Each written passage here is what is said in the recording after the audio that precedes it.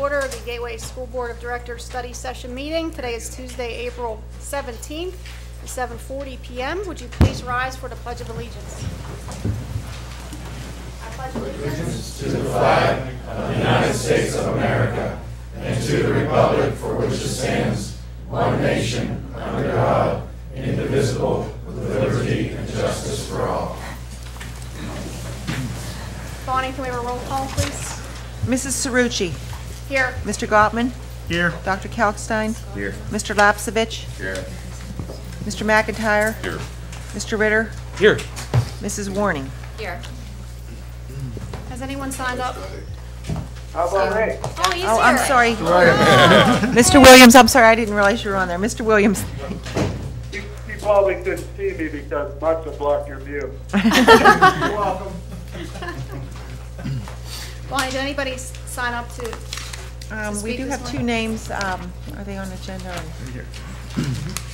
Mrs. Tammy Akins. This is for agenda items only? The agenda, yes. This is for agenda items. Yes. Is your topic, I don't have a topic. Is your topic an agenda item? Or is it non-agenda? You have to speak at the end. I don't know. The agenda was bullying.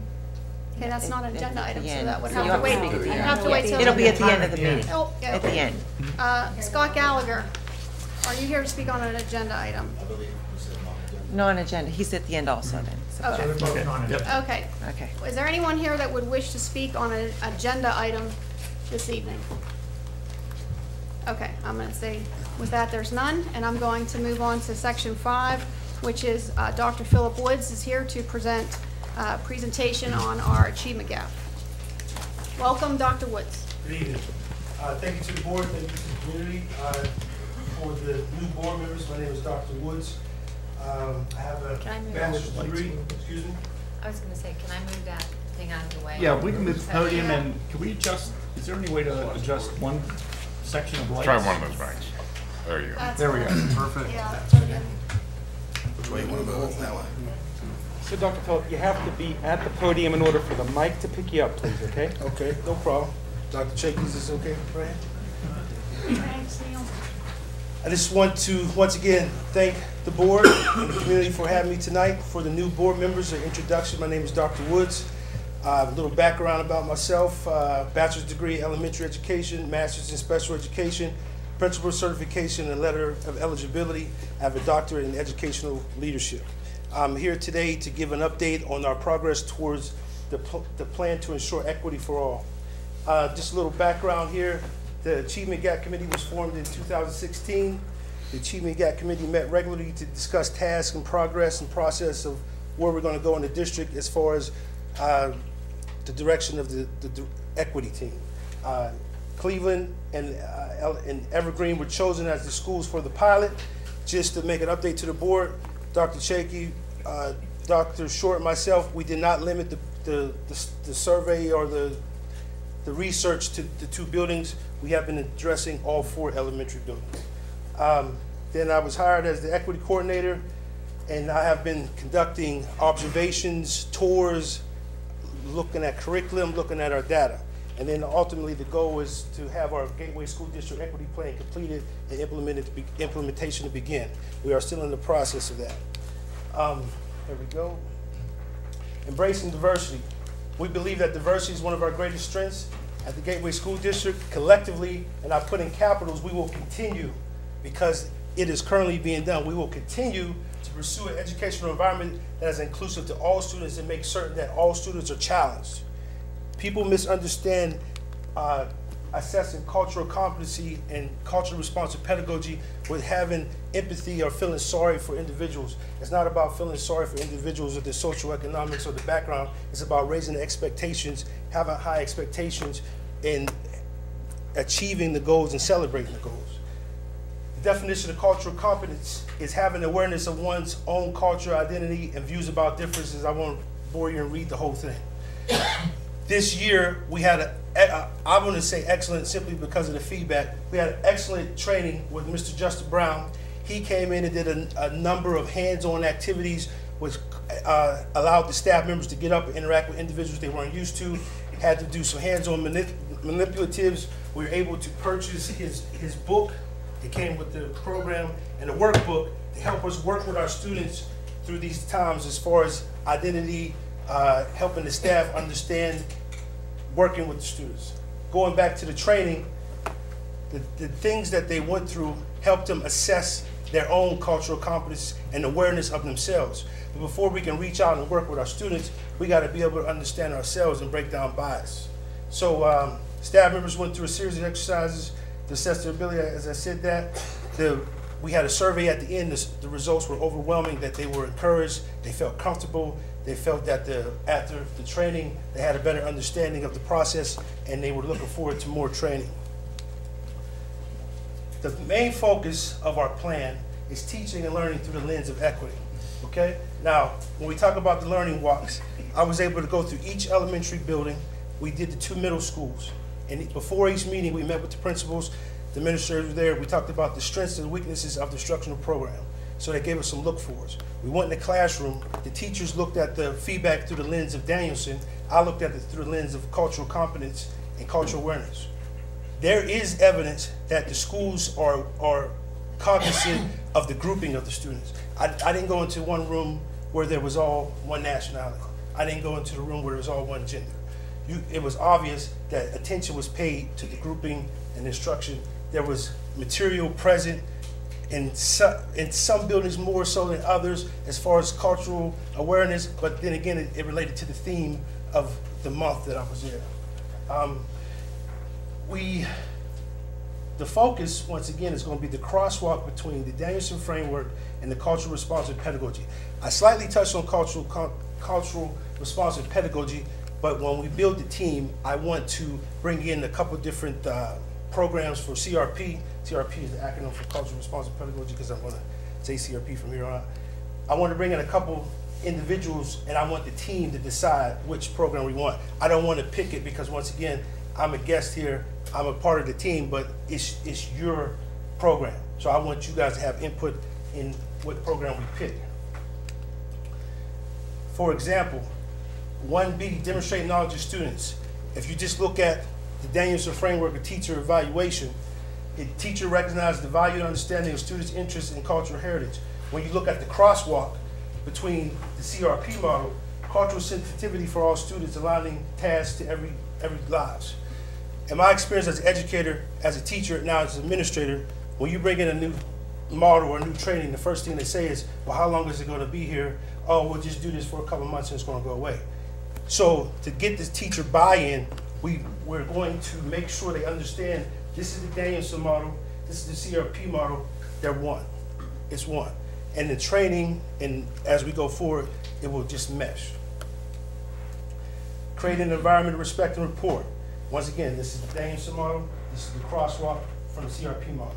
Creating a learning atmosphere in which students and teachers feel respected and connected to one another. If anybody has experience with dealing with not even just children, but groups of individuals, you're going to have more support, you're going to have more buy-in when those members of your team feel a part of the team, when they feel like they're being represented in the material, they're being represented in the dialogue, and their opinions and their background is respected. Student engagement. Once again, this is the Danielson model, this is the CEP model. The plan moving forward is we're going to continue to progress monitor and ensure success for all. What I talked about during the walks in each of the buildings, the principals were able to show me data that they're aware of the strengths and the weaknesses of their standards and or curriculum. And they were able to identify students who were doing well, who were getting accelerated, and students who required remediation. So it was refreshing to see from one practicing administrator to another that this data is provided and is being provided to the teachers. Additional diversity training.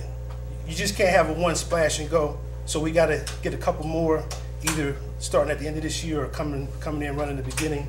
We want some more additional awareness training and implementation of diversity resources. This is just one example. When we get into our CRP, that will help us intertwine the cultural gaps or the gaps in the curriculum with the cultural awareness material /CRP/ you could supplement in various ways: guest speakers, field trips, different novels, etc.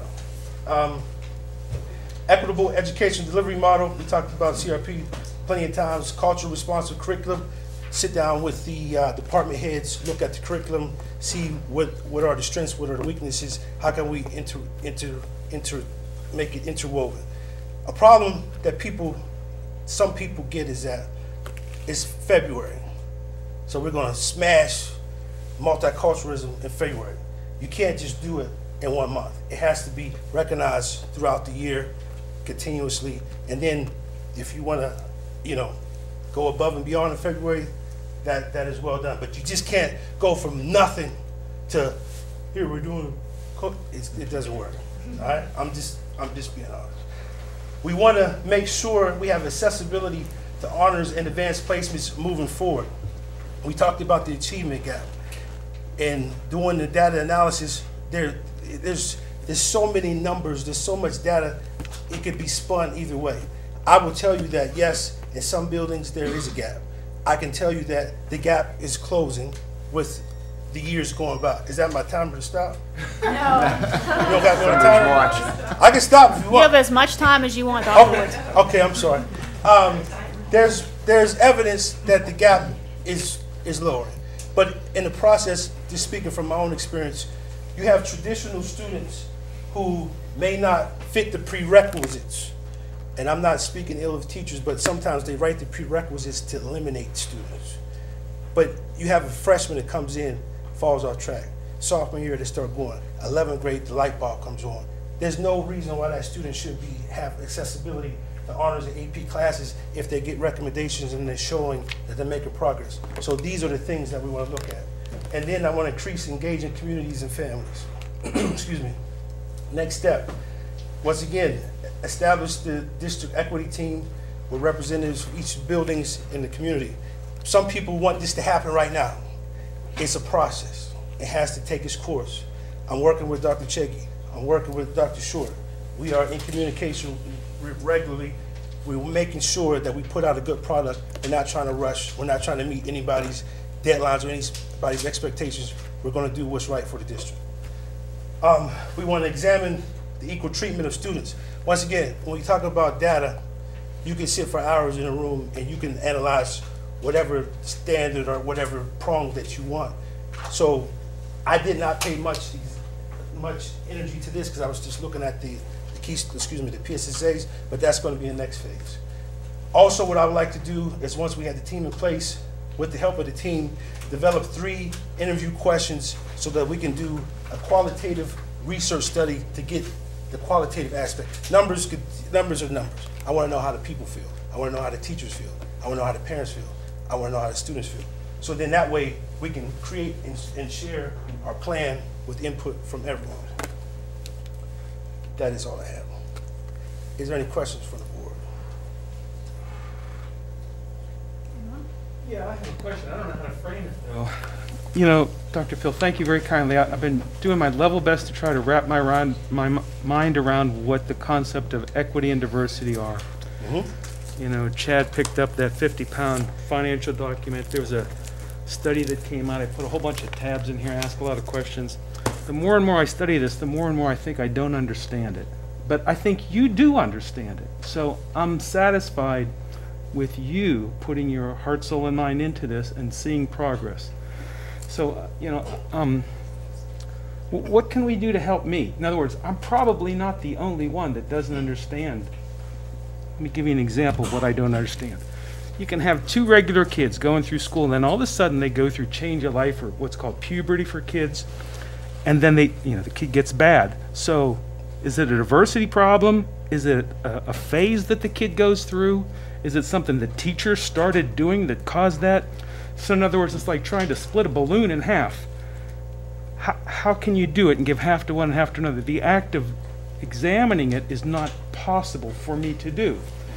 So help me. Well, you created a scenario that you said 2 kids come to school, 1 kid makes a wrong turn. There could be a lot of different factors in that Exactly. that I would not So like to just how do you identify? ramble on. What I would say is that One, you want to make sure that anytime a student starts acting out of character or out of their normal program, you get the student assistance program involved, you get the counselor involved, you get the principal involved, you get the guidance counselor, you get the homeschool visitor, see if that student has experienced any trauma. Is there a change in the home? Is there something going on in the family dynamics? Sickness, could be, who knows, there's Exactly. a thousand There's things. a thousand things. I'll give you a prime example. Right now, we're working towards our Keystone exam, and I'm sitting down going over my students' scores, and I'm looking at their PSSA scores. They were advanced and proficient all through elementary school. They get to middle school, they start teetering, and then they get to high school, and they just fall off the boat. I'm like, what happened? What happened? Exactly. It's a heartbreaker for you, for the teachers, the parents, I mean. It's almost like every kid gets an IEP that falls in the level of at risk. The good thing is the district has a program that measures students their level of being at risk. It goes from attendance, it goes from grades, and it goes from behavior. And I don't know if is there another factor, Dr. Chicky? Attendance, grades, behavior, and referrals. So, and when the teacher looks at that, a kid gets a rating as far as their level of being at risk. So, as you said, if you got a kid that was following the trail and then they got off, they'll come up on the radar, and then you put the supports in place. Very good. Okay, thank you very kind. Does anyone else have any questions for Dr. Woods? No? Thank you, you very Dr. much Woods. for the You want me update, to put this Dr. back? Woods. Yes, please. All right. I don't know. I ain't hit the gym this week. There we go.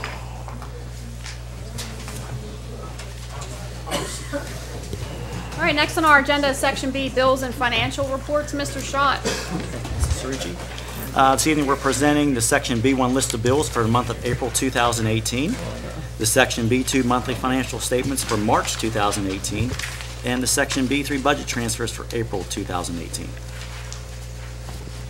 Is there any questions for Mr. Schott? Seeing none? That was easy for you, Mr. Schott.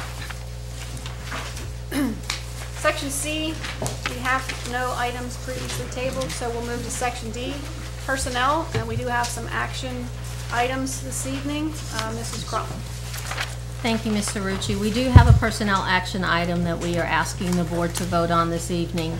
Resolved that the Gateway Board of School Directors accepts and approves the personnel agenda items as listed in Section D for the study session meeting of Tuesday, April 17th, 2018. We are proposing an early retirement incentive program for our Gateway School District teachers. The motion will read that the Gateway Board of School Directors approves an early retirement incentive program for qualifying professional certified GEA members at the conclusion of the 17-18 school year. The ERIP is available to those GEA members who meet the minimum qualifications as specified by June 30th, 2018. They must be at least 60 years of age or have at least 25 years of credited service in the Pennsylvania School Employees Retirement System, which is referred to as PESERS, and have worked as an employee with a Gateway School District for a minimum of 5 years and must be vested to receive a pension from the Pennsylvania School Employees Retirement System. Qualifying employees must submit an irrevocable letter of retirement to my office by 4 p.m. on Tuesday, April 24th. The ERIP will provide the following benefits to these employees. The qualifying retiree may choose from the available standard medical plans provided by the Allegheny County Schools Health Insurance Consortium. The options that they are available to choose from is individual, husband, wife, parent, child, same-sex marriage partners, 1 year of health insurance coverage for every 5 years of service with the Gateway School District for a maximum not to exceed 7 years, or until the employee or spouse reaches age 65. Do you want me to read the whole motion? I think that's good. Do you want to vote on one at a time? Yeah, I think so. Can I have a motion, please? So moved. Is there a second? For section 1, yes. Is there a second for early retirement? Seconded by George. Bonnie, roll call, please. Mr. Gottman. Aye. Dr. Kalkstein. Aye. Mr. Lapsevich. Aye. Mr. McIntyre. Aye. Mr. Ritter. Aye. Mrs. Warning. Aye. Mr. Williams. Aye. Mrs. Cerucci. Aye. Motion carries. Thank you. A letter will be sent out this evening to all the staff, notifying them of them. If they have any questions, please feel free to call our office. We will help and assist in any way that we can. Section D for next week, we do have listed 2 resignations, or should I say retirements. We do have 2 individuals, Patricia Lombard and Kathy Grieve, who have dedicated over 20 years of service each to the Gateway School District as paraprofessionals. On behalf of the district, we would like to wish them the best, thank them for their service. Their work with the students is something that each of those families will treasure. So we thank them for that. Under leave of absence, we have 2. Transfers, we have 2. Under employment opportunities, we are representing 2 secretaries for approval, a substitute custodian, and under supplemental contracts, we have 2 listed, advisor for forensics and the head basketball coach. Under section 5, we have 3 volunteers listed. Are there any questions or comments for Mrs. Crump? I just have one comment to Patty Lombardo. Her and I were the original computer aides that started out back in 1999. So I know it was hard for me to leave, so I just imagine with her being out of the school district completely. So Patty, good luck and thanks for everything you did. That's it. Thank you. Anyone else? Seeing none? Section E, conferences and conventions. Dr. Shaky. Thank you, Dr. Short. Within Section E tonight, we have 4 conferences and conventions as listed for review in anticipation of the regular voting meeting. Does anyone have any questions or comments? I assume since it says cost to follow, we'll have the costs for those, Mr. Shaw? Yes. Okay, seeing no more questions, Section F, administrative resolutions. We do have some action items here. Dr. Shaky, if you could take item number 1, and Mr. Shaw, maybe item number 2. For item number 1, we have 2 overnight excursions up for review. One to the Future Business Leaders of America and one for the AIM Secondary. Okay. Is there any questions for Mr. Chafee on those 2? Seeing none, Mr. Shaw? Thank you. Item number 2 is to approve the hiring of RF Mytel and Associates, Inc. to perform a survey of the Gateway Campus Boulevard property in the amount of $12,200 as depicted in Exhibit A. Item number 3, approve the hiring of Broadband Legal Strategies to analyze and possibly assist the district with a formal appeal to the Federal Communications Commission for disputed E-rate funding at the hourly rate of $425, not to exceed $8,500 or 20 hours total without further board approval. Item number 5, approve the amendment to property schedule number 1 and the corresponding Exhibit A to the current lease agreement with Konica Minolta Premier Finance for district copiers and copier maintenance services as depicted in Exhibit B. Okay, that's the end of Section E. Does anybody have any questions, comments? Okay. Do we have a motion? Can I have a motion to approve Section F, So moved. items 1 to 4? So moved. Second? So moved by John, second by Brian. Any further discussion? Thank you. No. Roll call, Bonnie? Dr. Kalkstein. Aye. Mr. Lapsevich. Aye. Mr. McIntyre. Aye. Mr. Ritter. Aye. Mrs. Warning. Aye. Mr. Williams. Aye. Mrs. Cerrucci. Aye. Mr. Gottman. Aye. Motion carries. Motion passes. All right, Section F, non-action items.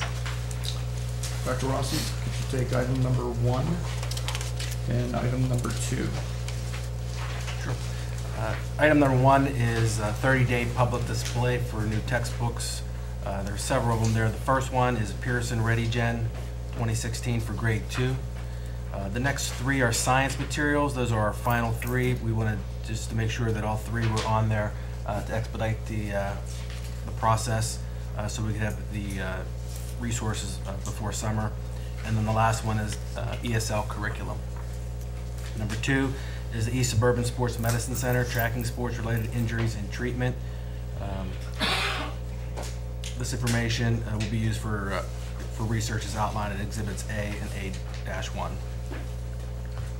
Item number 3, Mr. Schott, could you take that one? Sure. Seeking to approve a one-year agreement with ML Master Library Schedules for software to be used for facility rentals in the amount of $3,600 as depicted in Exhibit B. Item number 4, Dr. Shaky. Item number 4 is a CCAC dual enrollment programs agreement between CCAC and the Gateway School District.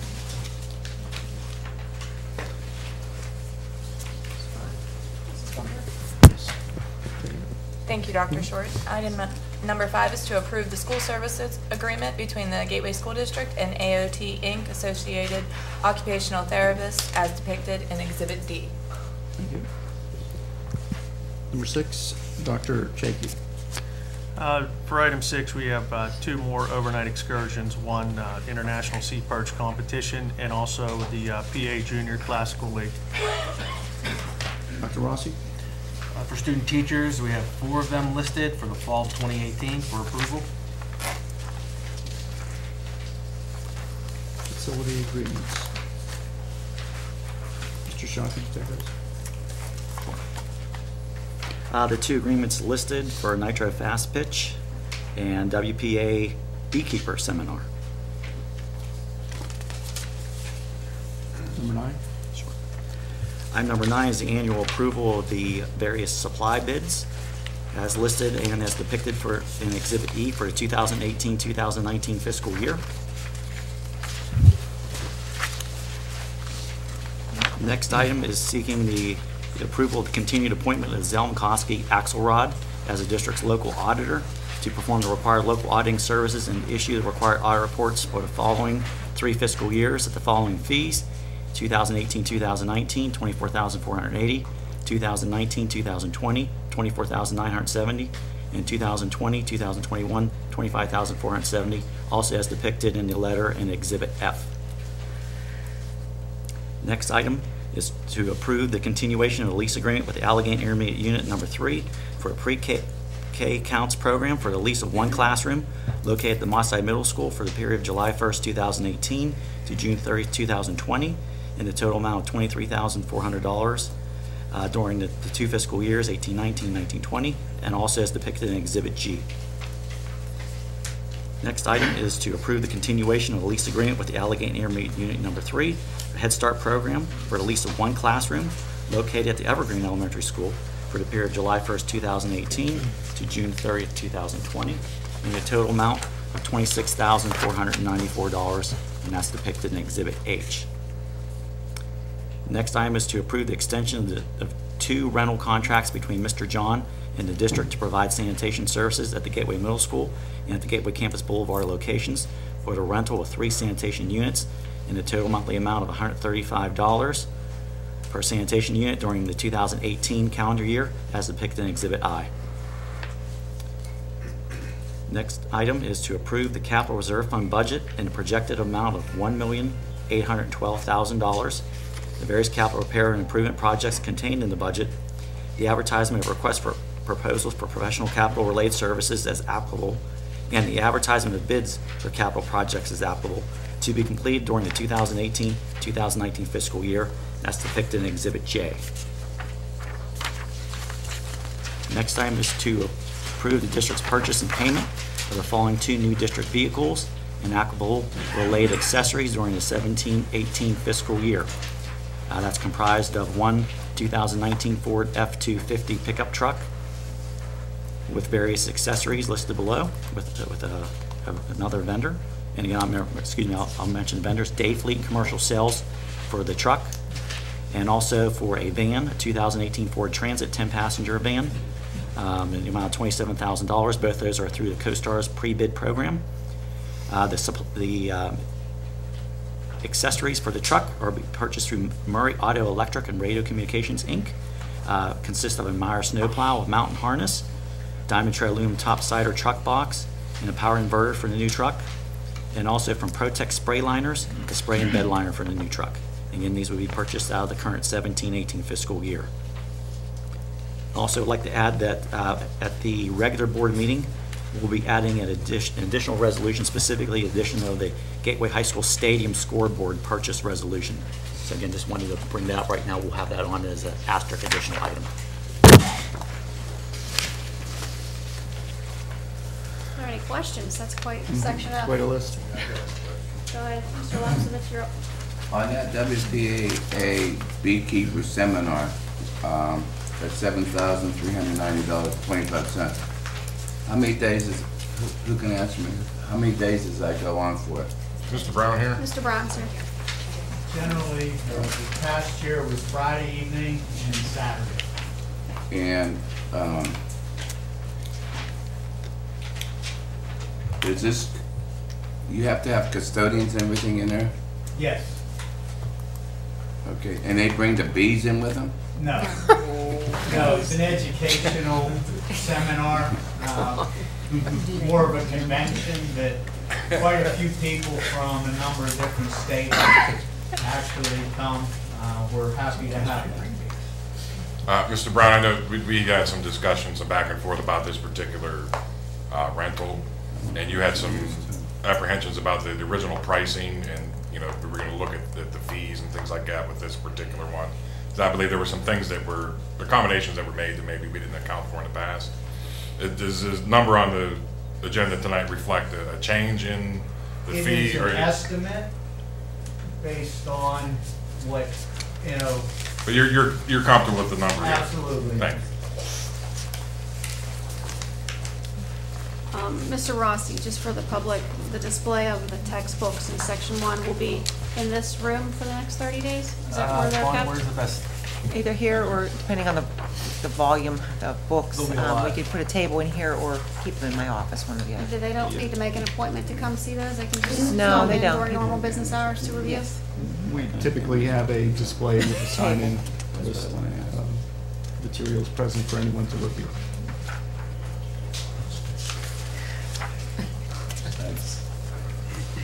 And Elastovich had a question. Oh, go ahead, George. You have another question? He's got a joke. Apparently not. I'll say no. About the porta john. What is the $10 fee for damaging? How can you damage the porta john?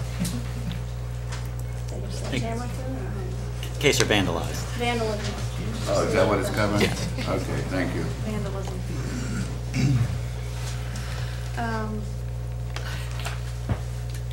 The electronic system, is that related to medical record keeping? Who can answer that? Mr. Brown. Item 2, the East Suburban Sports Medicine Center. See, I know what that is. I talked to the athletic trainer, Chris, about this a bit. If students get injured, a certain modality is applied. The question is one modality better than another? So they de-identify the data and they send them out for analysis so that athletic trainers can increase the level of the competency that they have for treating the various athletes. And it's free. This software is free. Oh, there's no cost associated. Right. That's even better. All we have to do is find one computer on which to put it on. I think we can do that. Yep. Overnight excursions for Seaperch and junior classical week. Do we have any estimates on what that costs, Mr. Shaw? Section 6, I haven't seen anything on that. nothing? We're always happy to send our Seaperch crew. They always provide a great competition. Does anyone else have any questions, comments before we move on? This is a long section. Yes. Anyone? Okay.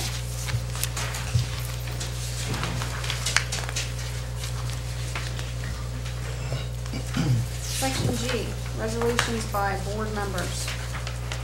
I guess I'll take number one. Item number 1 is to accept the resignation of Mr. Steve O'Donnell effective immediately.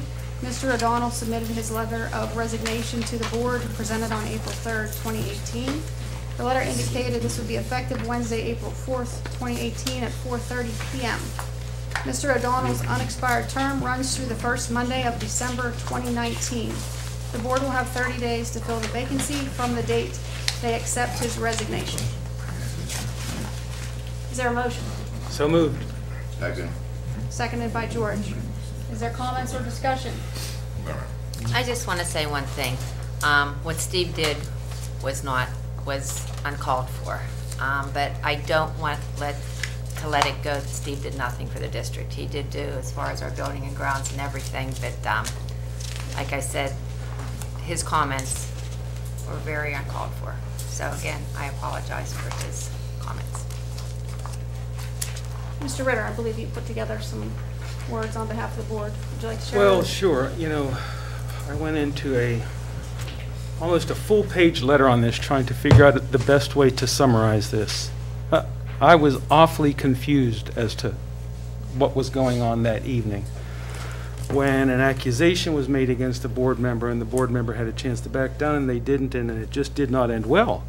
So I was scratching my head, like most of the board members, trying to figure out what happened, what do we do here? And so, mercifully, the board concluded right after that, and I spent days and days still trying to figure out what happened and why. Reading through and reviewing some of the parts of the speeches that were made that night, some of the board members were being accused of not stepping forward quickly enough to respond or defend or something like that. Or apologize on behalf of something that they weren't there to see. It was very confusing. So after my mind got tired trying to think all that through, I tried to get, like Dr. Phil, to the heart of the issue here. The heart of the issue is that we should treat each other like good neighbors. That's pretty simple. That's exactly what I said about 2 weeks before that in my board report when I was commending the students for trying to find a way to, what I said was, reduce the tension. You remember me doing that? Reduce the tension. By going out to the football field and making some sort of an affirmation or proclamation, no more bullying, not here, not us, and that the students would challenge each other or coach each other, teach each other, hold each other accountable. So I was commending the students for taking what they may not really understand was a step forward to be good civil, to have good civil behavior with one another. Now that didn't occur here in this boardroom. It didn't occur in the intergovernmental meeting. That was a rough, strange meeting. Someone from the audience was challenging somebody else on the stage at the time. It was, what should I have done? Apologize for one or the other? I don't understand that, why people get angry at one another.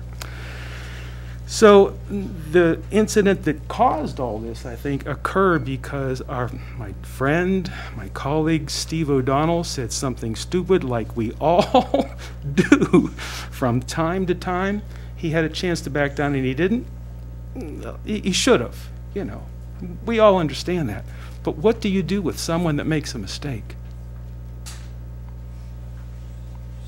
Do you turn the other cheek? I think so. Now, if we would do that here at the school, where one student picks on another or something like that, and they turn the other cheek, I would like to go to a school like that, because kids make mistakes. They get out of line, they say things wrong. Teachers make mistakes, staff members, board members make mistakes. But shouldn't we turn the other cheek? Isn't that essentially what Mr. Rogers was trying to teach us through all of the lessons of this is how you be a good neighbor. You understand that your neighbor has weaknesses, failures, and will make mistakes as you will. And so part of the Lord's Prayer says, forgive us our sins as we forgive those who have sinned against us. Forgive us our sins, our debts, our trespasses, our failures. Forgive us like that. Forgive us that way, in the same way that we forgive others. So, I think that's the right way to proceed here. Now, my hope is that some good comes out of this. I can't see that right now. And that's okay that I can't see it. I am not in control of all this. I'm happy that I'm not in control of this. I am one agent here, we are one board here, trying to figure out the level best way to create that umbrella of affirmation, acceptance, being a good neighbor, and being civil. So, we stumbled. The public stumbled here. The public stumbled at the intergovernmental meeting. The board and the staff stumbled here and at the intergovernmental meeting. We're going to do it again. That shouldn't be, we shouldn't war with one another at that. That should be an opportunity to forgive. Now, these are flowery words, Mr. Ritter. I agree they're flowery words, but I put these words into action. When I was a student at Gateway, I got on the bus over to Garden City with some of my friends, and a bully came and just hit me as hard as he can in the face, to the degree that my glasses flew against the school bus window. And I turned to him. He was older, bigger. He said, and I said, "I forgive you." First name, last name. I said, "I forgive you."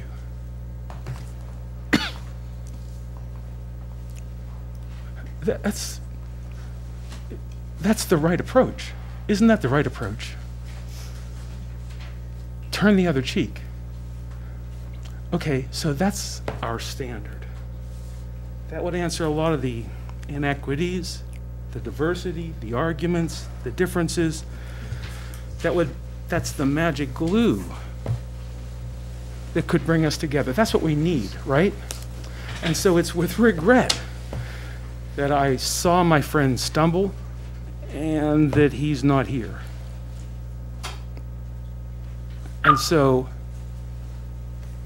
you ask, were there any other thoughts? Those are my thoughts. Those are difficult thoughts, but those are my thoughts. Thank you. Thank you, John. Anybody else wish to? Just briefly, John, I think what you said had a lot of merit. I think also a very important part of the forgiving process, and like you said, we're all going to make mistakes.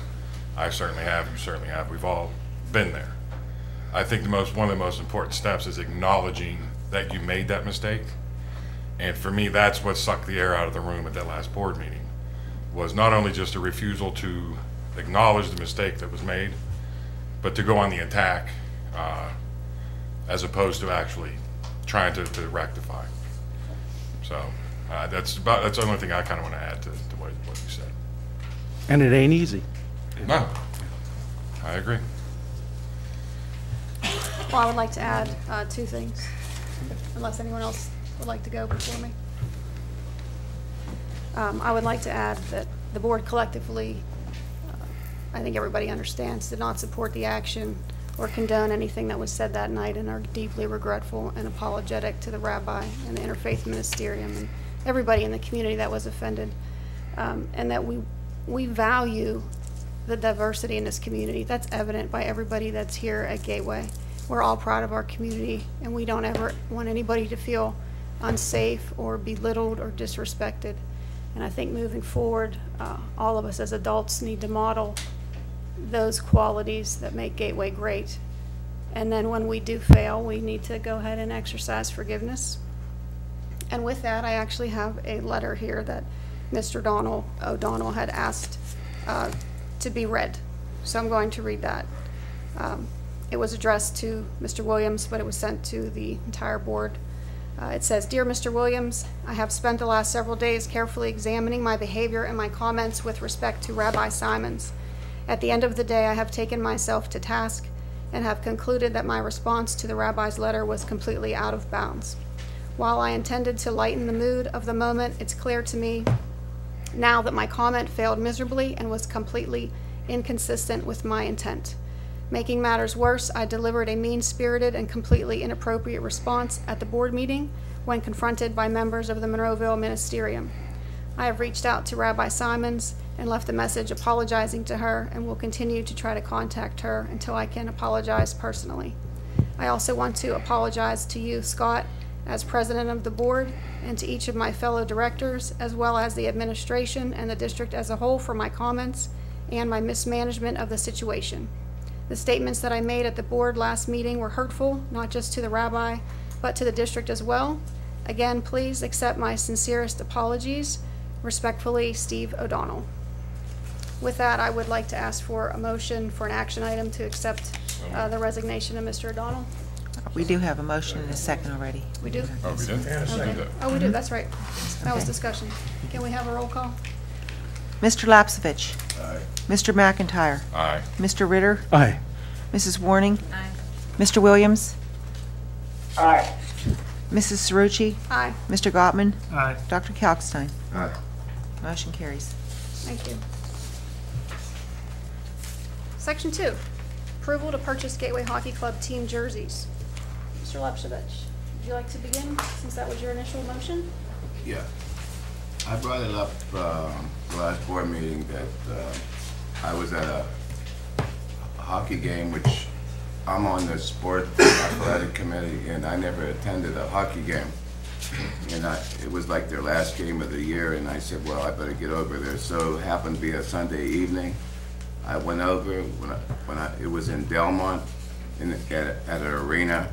When I was walking in, I looked up, it said Gateway Hockey Team. I went inside, all across the walls it said Gateway Hockey. I'm watching the guys, they're enjoying themselves and very enthusiastic what they were doing. But then I looked up and I seen some of their jerseys that were, and I'm thinking to myself, they're representing Gateway. I did not like the way they were looking because their shirts were torn, tattered, stained. So I asked who was like the treasurer of the hockey committee, and the lady came over and I said, how old are these jerseys? And the person told me she'll check with me, gave me an answer, they were like 10 or 12 years old. And I understand we have other clubs in there at Gateway.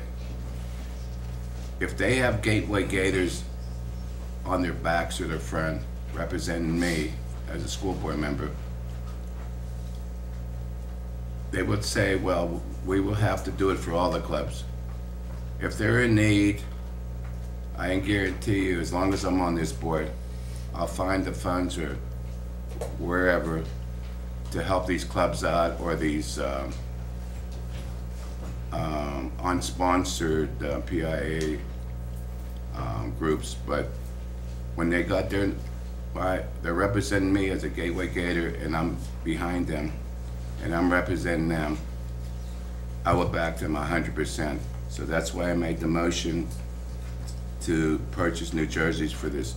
I understand they get $5,000 a year from our board, but they also have about $40-some thousand in expense every year that they have to have fundraisers and all that, and it's not easy to come up with $4,800 or $5,000, whatever these jerseys are going to run, but it's going to be good for them for the next 10 years. So you break that down, it's maybe $500 a year, and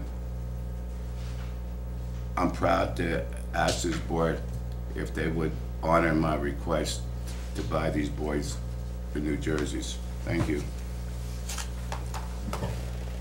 I actually brought some jerseys again. Mr. Lepsevich had asked me to bring a couple at the last meeting, and nobody really looked at them, so he asked me to bring them again and show them. So I did do that. So we'll just take a minute here. And I'm going to show you guys the current jerseys that Gateway Hockey has. These are from 2008. This is a sample. As you can see, there's an old C and an old A visible where there used to be a patch that was captain and alternate captain. Since no longer used this year for either of those purposes.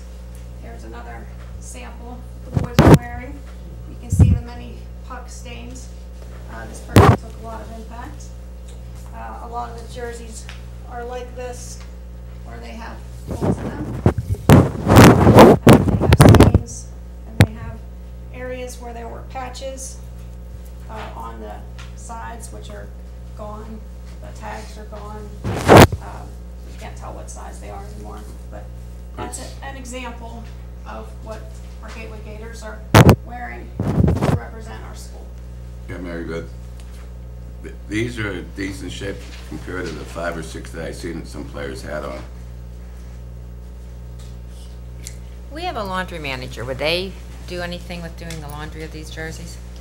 Well, currently the team does their own laundry. Well, I'm saying the other teams that we have a laundry manager for. Yeah. Would she be able to take care of the jerseys? I don't think it's necessary. I mean, they're relative, they can't do nothing with them. Laundering the jerseys. saying Laundering the jerseys isn't something they asked for. I did put together some notes, since we're talking about it, that might address some of the concerns and questions that come up about this purchase. So We call for motion Motion first. is Oh, I'm sorry. Discussion. it's not an action item. It's not action? No, it's not an Okay, I'm action sorry. item. Okay. No, this is just information for All right, I'm sorry. the next meeting. Okay. So Gateway Hockey's been a part of Gateway since 1972. Gateway has always supported hockey one way or another, without a doubt. These boys certainly represent our school to our surrounding communities, as Mr. Lepsovich indicated.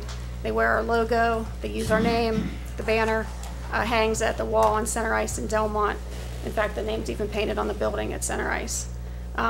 It is my understanding that they're not a school-sponsored sport because they're not part of the WPIAL.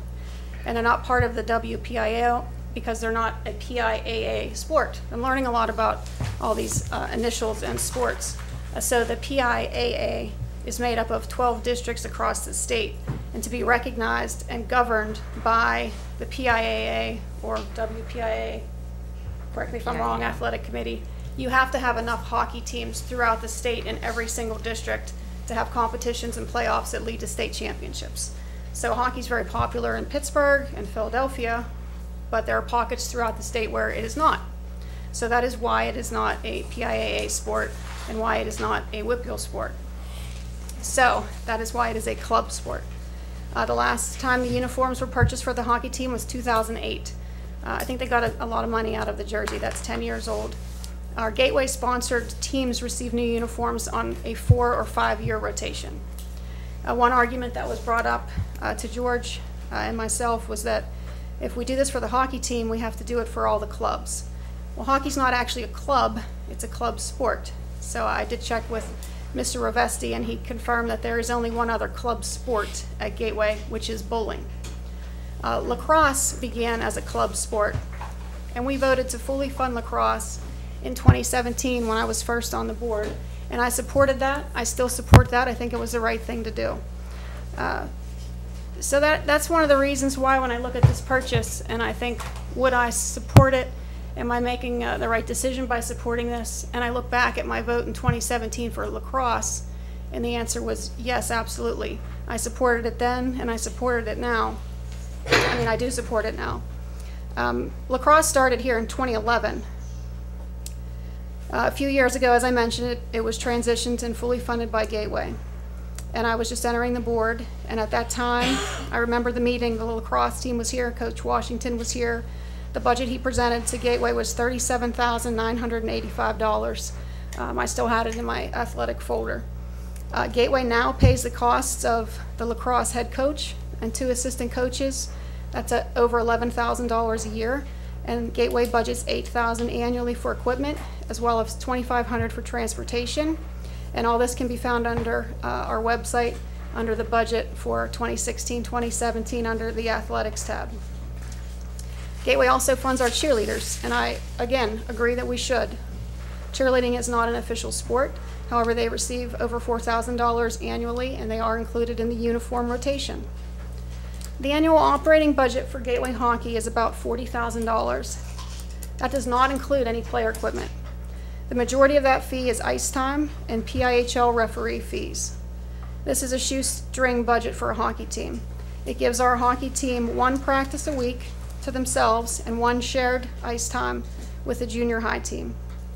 Tuition for the players this year at the junior high level was $530 a year, and on top of that they purchased inexpensive jerseys so that they could be in compliance with the rules required to have a team. Tuition for the high school team was $850. If you compare that to other schools around us like Penn Trafford, Franklin, Norwin, students pay much more. But they have better teams and they have more practices. And frankly, many of their families can afford to pay $2,000 or more in tuition. But Gateway families cannot afford to pay a higher tuition. Thankfully, there's a strong alumni organization that does an annual golf outing, and contributes approximately $3,000 annually to the Gateway hockey team. The district graciously provides $5,000 to the hockey team. All other funds come from fundraising. Keep in mind, Gateway does not pay for any transportation for the hockey team, no trainers, no laundry, and Gateway hockey team pays their own coaches' fees, and every player is required to purchase all of their own equipment, which consists of pads, helmets, pants, skates, and sticks on top of the tuition fee. A few years ago, Mike Colarusso began a developmental program trying to recruit hockey players in the Gateway School District. The developmental program had over 20 kids in it this year from K to 6th grade. And this is the first year in several years there has actually been a junior high hockey team. It had a roster of about 15 kids. The JV team started off this year not knowing if they were going to have a team. They had the bare minimum of 11, but they were able to grow that to 15 players. So there are a lot of families getting involved in Gateway hockey. I would say it is on the upswing without a doubt. Mr. Ravesti has been very supportive at announcing team games and activities at the high school and including them in the pep rally. Dr. Short has been equally supportive, and many of us are trying to get Gateway hockey back on the map, so to speak. The budgets are tight, and I think purchasing these jerseys for the kids would help the team image, the reputation, and I think it would help attract new players, not to mention the holes in the stains that you saw. So Mr. Ravesti had asked the team to provide a cost estimate for the jerseys, which is attached in the agenda. It was his recommendation that the team purchase a bit higher quality jersey than that was discussed originally, and that is so that they'll last another hopefully 6, 8 to 10 years. If these jerseys are kept for 10 years, as you mentioned, George, it's actually a contribution of about $240 a year to the junior high team and to the high school team. So I'm just asking my board if you will consider next Thursday to put our kids first and get them some hockey jerseys and help support hockey and help this program to grow. Thank you. That's all I have.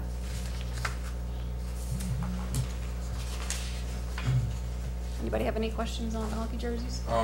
Just quickly, Mr. Lapsich brought this up. I'm on board. I want these kids to have, the best equipment that we can buy them. But as we just discussed regularly, our budget is currently in a deficit. I think if we want to look at adding new money on, I have no problem approving this or voting to approve this, but I want to know where we're going to whack on the budget to accommodate for it, so we're not adding to the growing deficit. So let me see if I can reiterate what you just said. If we are generous and award this, we must be stingy by taking something else away to match it. If we're going to have a balanced budget, yes. If we're going to have a balanced budget. So is that what we want to do? So let's Why don't we ask Mr. Schott? I think he's over there with an answer to that question. Sure. Is there money left over in the athletic budget, or would it come from the general fund? We would actually take it from the athletic budget, which is a part of the general fund out of the current fiscal year. Mr. Ravesti's budget is under budget in terms of year-to-date expenditures to what's budget. And actually, as an additional item, I know Dr. Short and myself and Mr. Ravesti will be taking a look at that under expenditure in comparison to what he's budgeted for in 18-19. So we're going to see if there's any other opportunities to take advantage of the budget being under to give us some budgetary relief for 18-19. So that's my only concern, is just that we're not going to be piling on. Just so the public knows, the quote is for 30 jerseys for home and away, so a total of 60 jerseys. That's 15 for junior high, 15 for high school, and the total cost is $80 a jersey, so the quote is $4,800.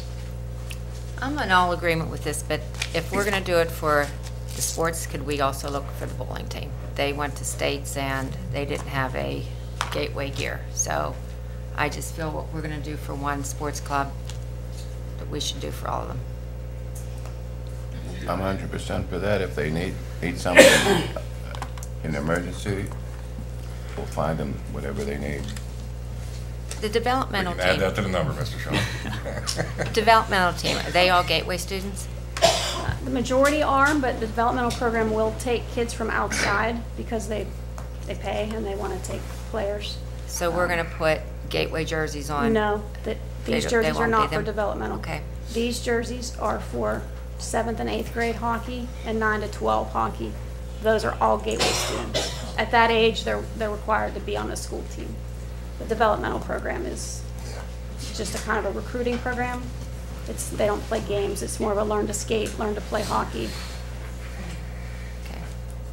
It's kind of a way to feed the future Feeder of Gateway program. hockey. Yeah. And that's fine, as long as we do for one, we do for all. Okay. So we don't. Thank you. Yeah, I'm in agreement with Val. No problem getting bowling jerseys. It's not a problem. So do we need to include that with? We'll this just have to get a proposal, you price. think? We'll have to figure it out, that's all. Well, Mr. Ravesti, check with them and see. I mean, just initially off the top of my head, I'm thinking whether they would have a preference for T-shirts or polo shirts, what would be most appropriate for bowling, so. Well, they make like the Charlie Sheen shirts. The bowling Well, one other question too. This is going to dig into it too. We give hockey already $5,000. Will we also give money to the bowling team? I know they The went bowling to team gets $1,000 a year. right. I don't know what their annual operating budget is though, so I think on a percentage basis, I think out of a $40,000 hockey budget, we give them $5,000. I can't imagine that a bowling annual operating know they budget is went- as much as lacrosse and hockey. I know they went. Well, lacrosse is a sport. I know they went to states and they paid their own busing. The bowling team when they represented Gateway. So I just want to make sure everything is even across the board for these kids because we paid for the girls' buses to go to basketball, the boys to go down to football state. So I think we should be, paid for the bowling states bus. Well, I would have been fair on that. I didn't know the girls went to a bowling championship. States. But if they came and had a legitimate reason that they needed money to represent us in the state, I think we have common sense and we're fair here. I think we've been able to find them whatever they needed. Sure, my niece took second at states in bowling, coached by her dad, my brother Joe, who did it as a volunteer. In 2012, the 1972 hockey team was inducted into the Hall of Fame. My brother Paul was on that team. So my heart, one more item. The hockey players wear not just jerseys that get dirty and sweaty and loaded with fungus, but they have special pieces that they put on their body and their knees and their thighs, and the sweat gets on there as well. You can't really take some of those, put them in the washing machine, it would destroy the wash. They have special ways to clean these and keep these disease-free. Nothing smells worse than hockey equipment. So it's a difficult challenge. And that might be part of the reason why they buy their own pads. And because clean they them, do right. get sweaty and smelly. Yeah. Okay, very well. Points taken. Thank you for your time and listening to that. Thank you, George. Thank you, Val. Where are we on the So, agenda? Mr. Schott, can I reach out to you to touch base with Mr. Avesti regarding bowling jerseys? Oh, most certainly. Okay, thank you. So, Mary Beth, before we leave that, we've got the public listening in. If you have a business and you want to find a way to support some kids, get in touch with George. Yeah, George. No, Mr. Avesti. Find a way to donate, help the kids out. Thank you. Thank you. Thank you. All right, moving on. Section 12 is comments from residents on non-agenda items. The first person to sign up for that was Mrs. Akins.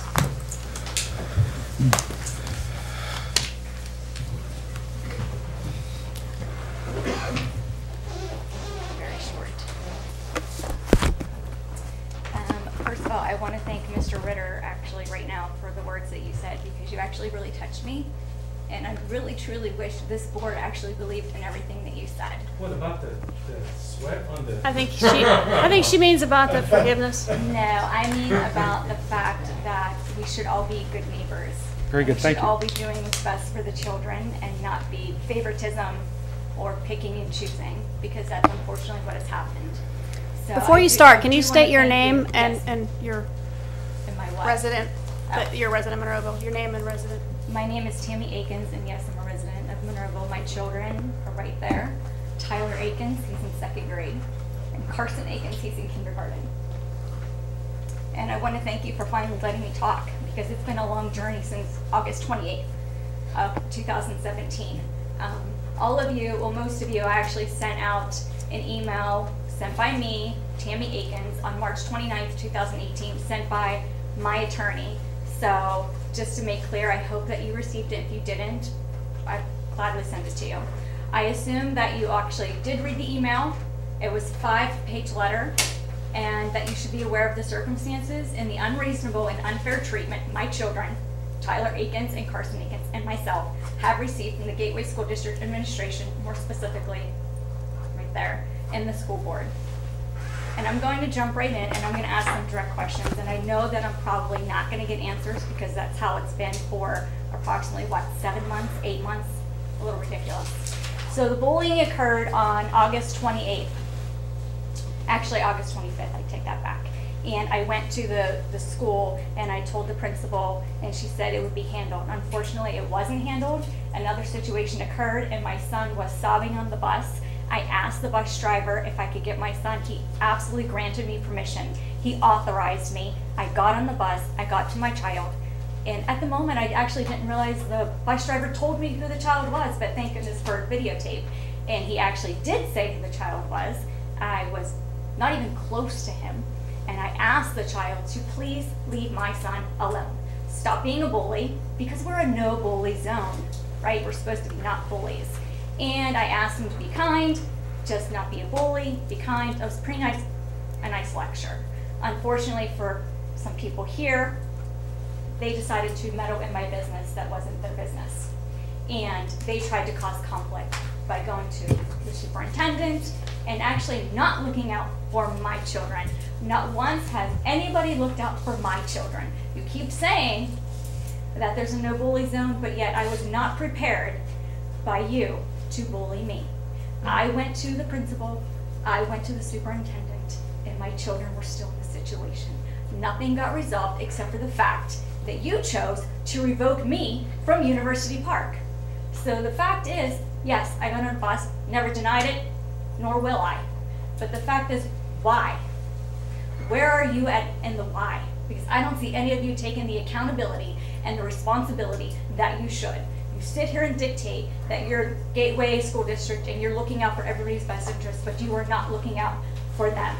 I'm looking out for them. And that's what I've done this whole entire time, is fight all of you who are supposed to be doing what's best for them, and yet here I am. But then you have all these policies. You have the no bully zone, you have, oh wait, here's the other thing too that I was kind of interested in. You don't have a policy for a parent getting on a bus. So how am I the guideline? I'm clearly not the first person to ever stand up for their kids, nor will I be the last. So how is it that your remedy, you found it necessary to get me revoked out of my children's school? And then, not revoked, you after, oh wait, I forgot, you decided to have the police involved too. You had to have the police come to my house and try to press charges and all kinds of nonsense. Well, they decided, I didn't do anything wrong. Let's let her go. They didn't even want to be there. They were pressured by you. They let me go, no charges. I go back into my children's school. We're going to pretend like Ms. Hoffner said, everything's going to be okay, nothing's going to happen. We're going to have a good year. And then here we go again. 6 weeks later, what do you know? You come back at me again. You are not even actually going after the actual bully. That child was never even addressed until December 1st. August 28th, December 1st, not even the same. So you don't practice your own no bully zone, and you actually come after the mom who's protecting her children because you failed to do your job. Then I have to sit there and go back and forth that I'm not allowed in University Park, then I'm allowed in University Park, then I'm not allowed in kindergarten, then I'm just not allowed in 2nd grade because people can't stay out of their own business. They have to get in my business. That's not okay. That is absolutely not okay. And then you have the discipline. So children who bully have disciplinary actions. I'm a parent who was protecting her child. My disciplinary action was to get revoked out of my children's school, but then you claim that you want parent involvement? They're so contradictory, it's ridiculous. So then I have to go out and go get an attorney because none of you will let me speak. And I know you're smiling at me, Ms. Faraci, but I just don't think that's appropriate. I think that's very condescending. And I'm going to say, Actually, I'm you need to requesting- wrap it up now. Yes, You have I am. about I'm 30 requesting- seconds, Mrs. Akins. I'm requesting an apology from all of you to my children. I protected my children. You failed them. Failed them every single step of the way. You failed them at the school. You failed them on the bus. You failed them in this facility right now. And I'm done with it. I'm asking for the remedy of the remaining school year to include a refund of a $2,500 retainer fee that it cost me to stand right here. I should not have to do that. It's because of the Gateway School District has neglected and has negligent with my children. You made it perfectly clear since actually 3 years ago with Tyler, but you actually made it perfectly clear that my children don't matter to you. But they mean everything to me.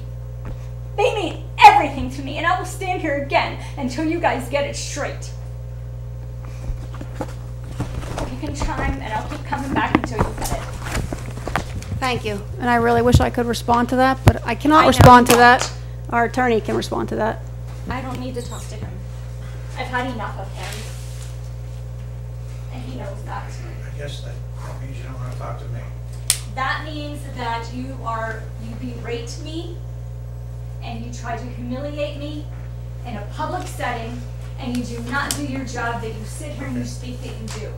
Mr. Ritter is right on the right, then don't ask me questions. I didn't ask you anything. You just said, do you want to talk to me? No, I said, do you want to talk? If you want to talk with me, come out the hallway afterwards. We're not That's not here. what you said.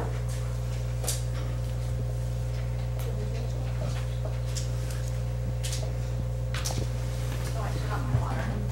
I want my water. I think part of the reason why you're hearing the board not responding to these allegations is that there is some pending litigation, and I've advised them not to speak on those subjects. I just don't think it's appropriate. Plus, under the Sunshine Law, this period is called public comment, not public debate. And that's what generally you should be doing. You should be commenting to the board about what it is that's on your mind. But it's not a time to begin debates. But for the reason that there's litigation pending, I've advised the board not to respond to this. Reverend Gallagher.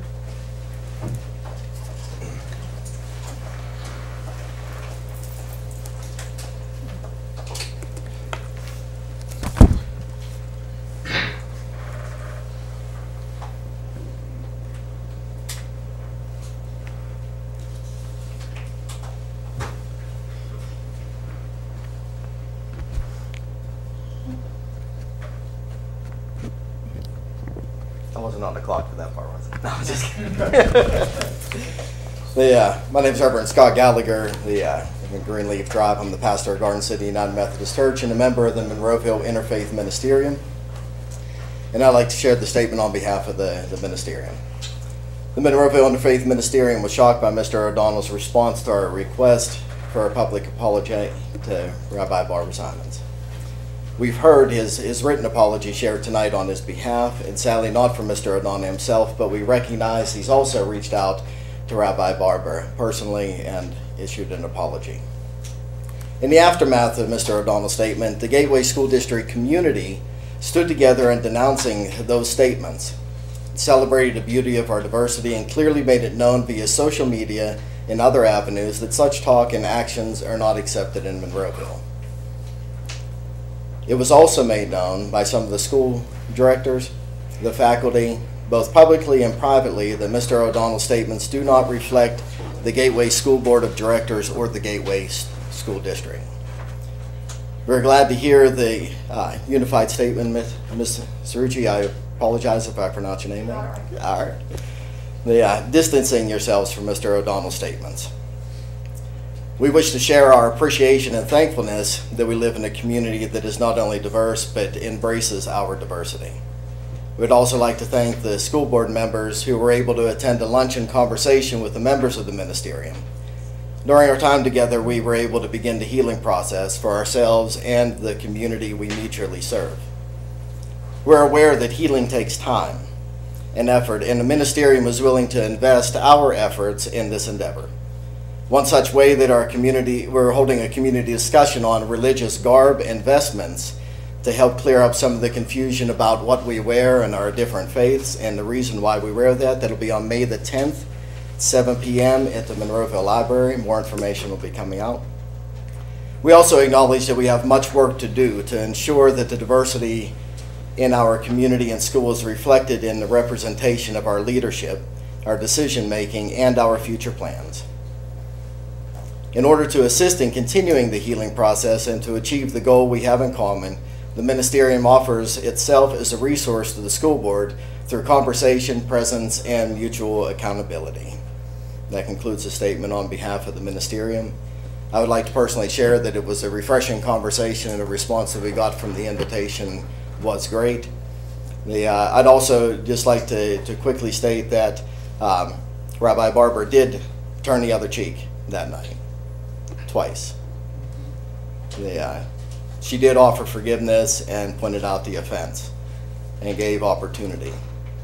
We have to be clear that this is my statement, not the ministerium's. Anti-Semitism and racism are often excused away as just stupid comments or inappropriate jokes, leaving the victim with the onus to forgive rather than holding the offender to account. I don't think, Mr. Ritter, that was your intent. But it's a dangerous slope that we stand upon whenever we excuse away another person's actions. As a white Protestant male, it's been a long journey for me to learn, and I am still learning. And the ministerium is here to help anyone in the midst of this conversation. We're not adversaries. We are together in the community. Thank you, Reverend Gallagher. Was there anyone else in the audience who would like to comment? Mr. Houston. Motion adjourned. Won't take long. My name is Kenneth Houston at 108 Edgemead Drive in Roseville, Pennsylvania. I'm president of Allegheny East NAACP. We now cover 8 municipalities. And ask me, do I want to do it again? I want to first of all thank Dr. Short for attending our pancake breakfast. He was very eloquent in what he wanted us to know what's going on with you all in the district. I have not personally been able to see you all since last year. I'm still bald and I still dye my beard. And I'm hoping that you all are doing well. 2 things I want to say.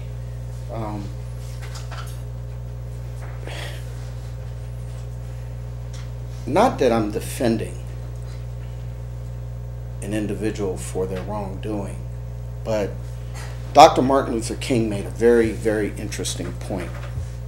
He said, the measure of a man is not determined where he stands during the time of comfort and convenience, but where he stands during adversarial times. I think that we need to go out of our way to be sensitive to each other as human beings. I get a lot of calls about racism and racist remarks. And I'm not saying that racism doesn't exist. We all know it does. But we also have to be mindful that we should not label someone as a racist just to say it. It's a dangerous word. A person can make a stupid comment, but that does not deem them a racist. I think that the sensitivity given the situation around the former school board member was very, very, very troubling for me. And I intentionally would not address the media, and they parked right outside my house.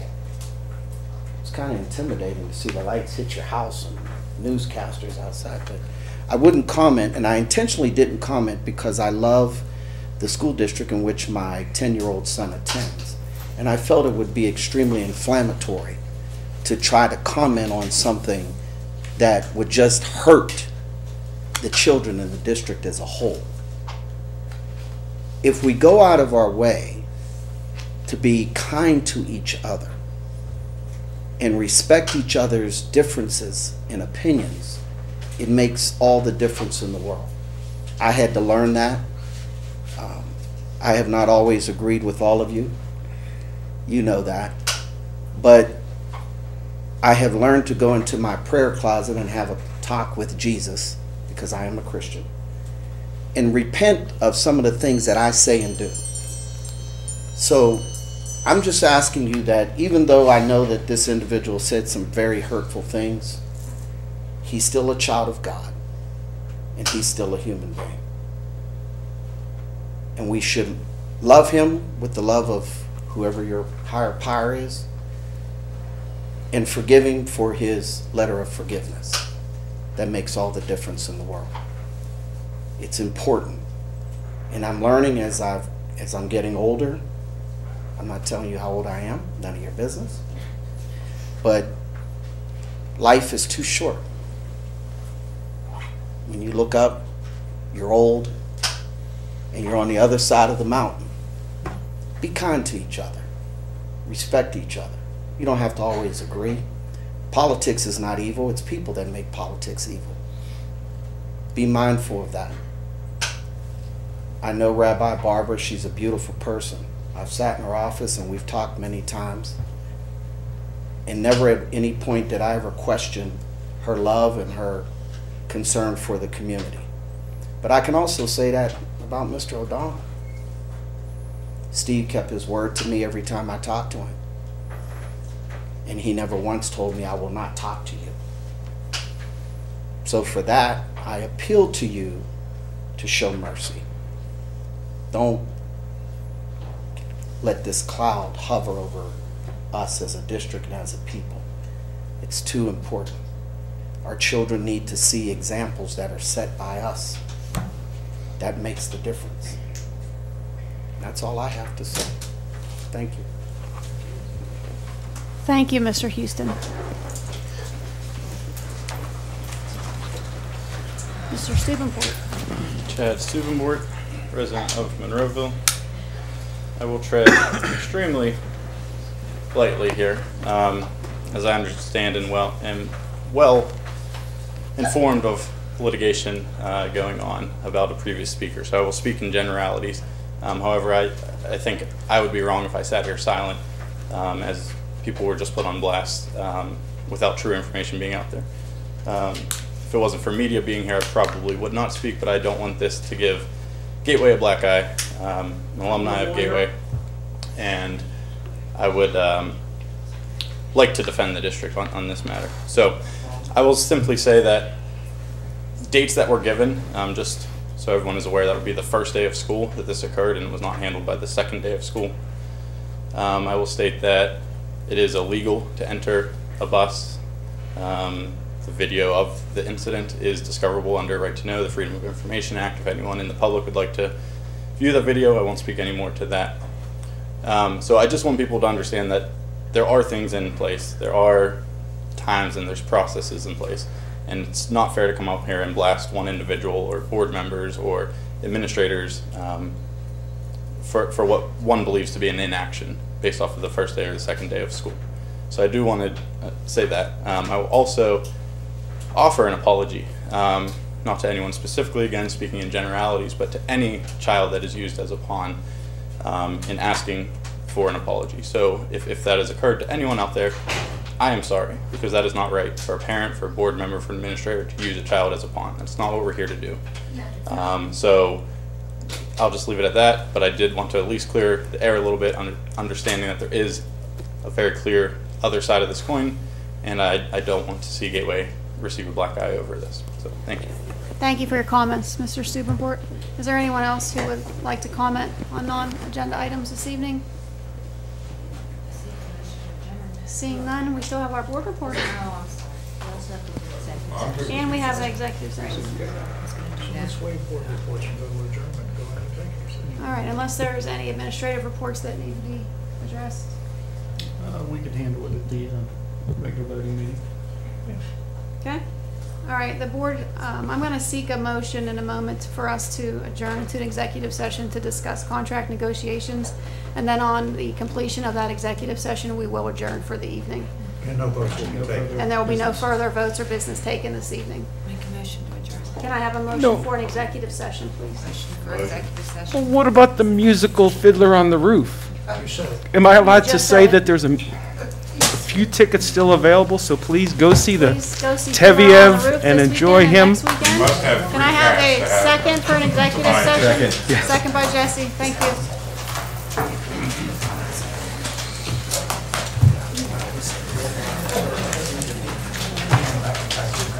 Yeah.